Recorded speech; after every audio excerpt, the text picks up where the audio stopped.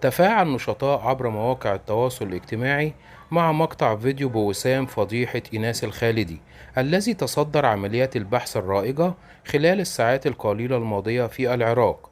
وانتشر عديد مقاطع الفيديو عبر منصة يوتيوب وخاصة تيك توك. وتزعم تورط الممثلة العراقية والمؤثرة على السوشيال ميديا إيناس الخالدي في فيديو غير أخلاقي، الأمر الذي أثار فضول مدونين كثر لمطالعة آخر أخبارها على الساحة، مما ازداد من عمليات البحث نحو حسابها الشخصي على إنستجرام.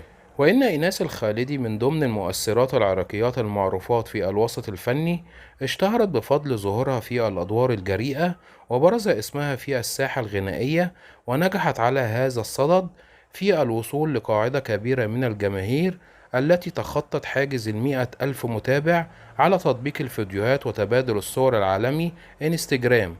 أما عن كام عمر إيناس الخالدي، الوسام الذي كان من ضمن العبارات الأعلى شيوعا حولها في الفترة الأخيرة، فتبين أنها لا تزال في العقد الثالث من عمرها. ووفقا للمصادر الإلكترونية ذكرت أنها ابنة 35 عاما.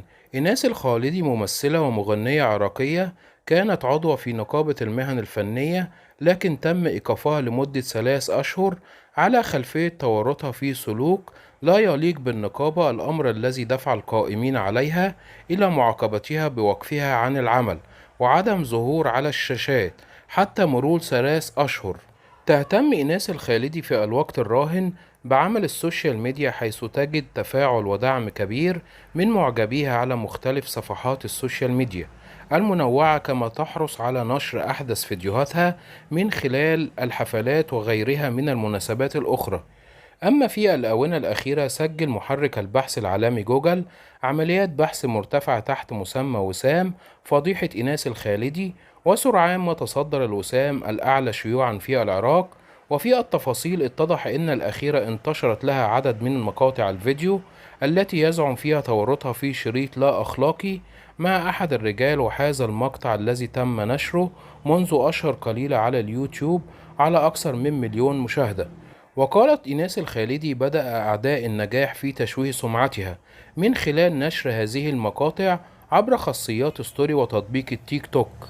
وفي الحقيقة وبعد الفحص الدقيق في التفاصيل اتضح أنها مقاطع مزعومة ولا توجد فيها أي مواد خادشة للحياة. ولكن العراقية إيناس الخالدي اعتادت على إثارة الجدل في كل ظهور لها، حيث تعتمد على جانب الإغراء إلى حد كبير في معظم إطالاتها، ولا سيما مقاطع الفيديو التي تشاركها مع متابعيها عبر انستجرام.